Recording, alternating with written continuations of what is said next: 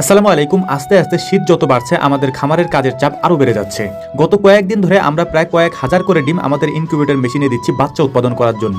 আলহামদুলিল্লাহ সব ধরনের বাচ্চাগুলি খুব ভালোভাবেই ফুটছে, তবে যেহেতু শীতের দিন তাই এগুলিকে ব্রুডিং করা আমাদের জন্য একটু কষ্টকর হয়ে যাচ্ছে প্রতি বছরের ন্যায়। এই কাজের ব্যস্ততার পাশাপাশি আমরা গত কয়েকদিন যাবত আমাদের গরুর খামারটাকে খুব সুন্দরভাবে সাজানোর চেষ্টা করছিলাম। যেহেতু কয়েক বছর হয়ে গিয়েছে এটার মেরামত করা হয় না, তাই সেটা নিয়েও গত কয়েকদিন ধরে আমাদেরকে একটু কাজ করতে হচ্ছিল।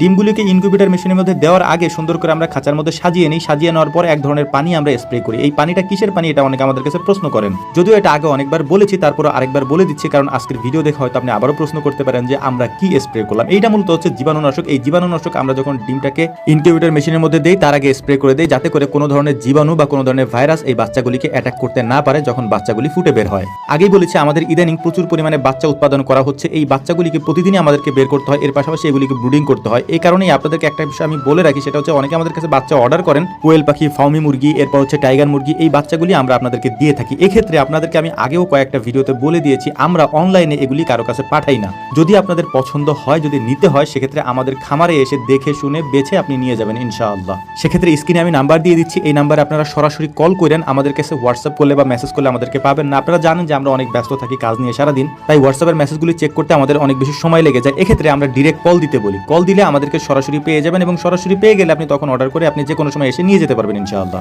আর সবথেকে গুরুত্বপূর্ণ বিষয় হচ্ছে অনেকে আমাদেরকে বলেন যে ভাই আপনারা কি কি বিক্রি করেন। এক্ষেত্রে আপনি দেখবেন যে আমাদের কমেন্ট বক্সে সুন্দর করে একটা চার্ট দেওয়া আছে, একটা লিস্ট দেওয়া আছে, আমরা যা যা বিক্রি করি সেটা দেওয়া আছে। আপনি ওখান থেকে দেখে আমাদেরকে ওখানে নাম্বারও দেওয়া আছে, কল দিতে পারেন অথবা হোয়াটসঅ্যাপ করতে পারেন। আমরা কলই দিতে বলি বেশিরভাগ সময়। কল দেওয়ার কারণ হচ্ছে যাতে করে আমরা দ্রুত রেসপন্স করতে পারি। সেক্ষেত্রে হয়তো দু একবার একটু বিজি দেখাতে পারে, যেহেতু অনেকগুলি কল আসে। একটু ট্রাই করেন ভাই, তারপরে ইনশাআল্লাহ আমরা আপনাদেরকে দেওয়ার চেষ্টা করব। এখন যেহেতু শীতকাল চলছে, শীতকালে কোয়েল পাখির ডিম, হাঁস মুরগির ডিমের অনেক বেশি চাহিদা থাকে। আমাদের ক্ষেত্রেও ব্যতিক্রম হয় না। আমাদের এই সময়টাতে বেশি একটু চাপের মধ্যে পড়তে হয় কোয়েল পাখির ডিম নিয়ে এবং বিশেষ করে কোয়েল পাখির বাচ্চা নিয়ে এবং পূর্ণাঙ্গ কোয়েল পাখি নিয়ে। এই জন্য আমাদের দুইটা খামারে পর্যাপ্ত পরিমাণে সময় দিতে হচ্ছে এই শীতের মৌসুমে। প্রথমত আমাদের প্রথম খামারটাতে আমাদের যে মেশিনগুলি রয়েছে এই মেশিনগুলিকে আমরা রেখেছি এবং এখান থেকে বাচ্চা উৎপাদন করে, অর্থাৎ ডিমগুলিকে এই মেশিনের থেকে বাচ্চা উঠিয়ে তারপর এখানে ব্রুডিং করে একটু যখন বড় হয় তখন আমরা আমাদের এই খামারে নিয়ে আসি, অর্থাৎ দ্বিতীয় খামারে নিয়ে আসি এবং এখানে বাকি বড় হওয়ার কাজটা আমরা শেষ করি এবং এখান থেকে আমরা এগুলিকে বিক্রি করে ফেলি। কিছু কিছু হচ্ছে ডিমের জন্য আমরা রেখে দিই। এই দুই জায়গায় সমন্বিতভাবে করার কারণে আমাদের আগে যে জায়গার সংকটটা ছিল সেটা একটু কমেছে, যদিও আমাদের একটু দূর হয়ে গিয়েছে, একটা খামার থেকে আরেকটা খামারের দূরত্ব একটু বেশি হয়ে গিয়েছে।